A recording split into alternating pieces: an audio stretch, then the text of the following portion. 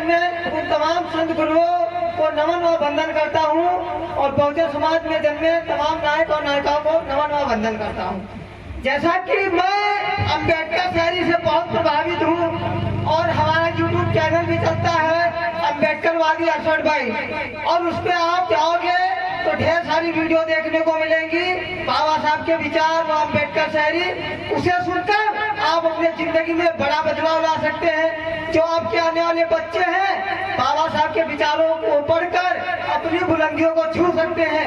इन्हें पढ़ाकर आपके जिंदगी में बड़ा बदलाव लाएंगे, क्योंकि बच्चे हमेशा पढ़ाई से ही ऊपर उठते हैं। अब यहाँ से अगर पूछा जाए यहाँ के बच्चे या बुजुर्ग होंगे तो कोई सरकारी पोस्ट पे शायद नहीं हो, क्योंकि लोग पढ़ने से ज्यादा विश्वास पत्थरों में भरोसा रखते हैं। तो मैंने कुछ शायरी तैयार करके लाया हूँ, तो आप लोगों के सामने सुनाता हूँ।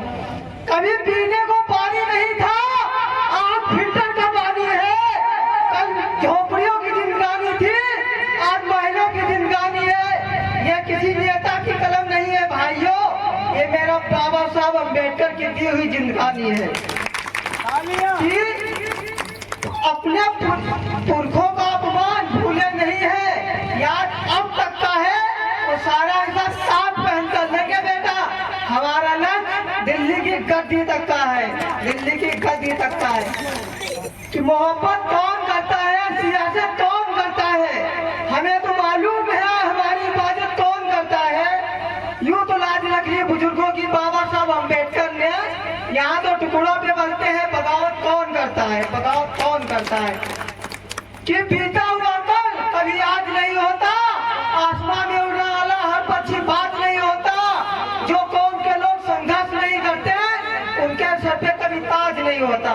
कि सूरज को क्या पता चांद क्या होता है, जमीन को क्या पता आसमान क्या होता है। जो जिंदगी भर भगवान के नाम पर भीख मांग के खाता उसे भारतीय संविधान क्या होता है। कि कुछ लोग कहते हैं कि संविधान हमारे किस काम का आता है, कोई काम का नहीं है। तो लोग पढ़ोगे तभी आएगा। फंडामेंटल राइट के हिसाब हमें बोलने की आजादी, सभा करने की आजादी, संचरण करने की आजादी, अपनी बात रखने की आजादी, जो हम आज बोल पा रहे इस मंच से, ये सब हमारे आर्टिकल 19 से लेकर 35 तक हमारे से उसी में है। आप पढ़ना सीखिए, क्योंकि पढ़ने से आप लोगों का भविष्य आपके बच्चे चमकाएंगे। और कुछ शायरियाँ और बोलूंगा एक दो, कि अगर आप लोगों को टाइम की ज्यादा शायद नहीं लूंगा क्योंकि कथा रोका नहीं जाता है बीच में, तो इसलिए एक दो शायरी और पढ़ता हूँ।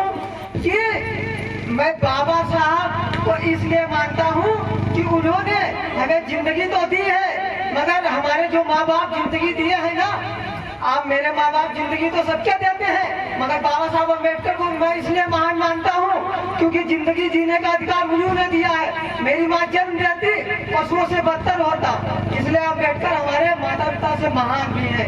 और लोग कहते हैं कि हम कथा सुनने आए, तो कथा को सुनने कितने लोग आए, एक बार हाथ खड़ा कर दें।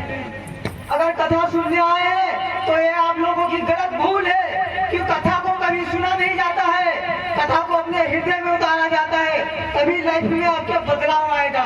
वरना कथा सुनकर लोग इधर से उधर निकाल देते हैं। जब तक ये कथा अपने हृदय में, अपने बच्चों में ये वाणी नहीं प्रकट करोगे, तब तक आप लोगों के जीवन में कुछ बदलाव नहीं होने वाला है। इसी वाणियों के साथ मैं अपने विचार को यही ऐड करता हूँ।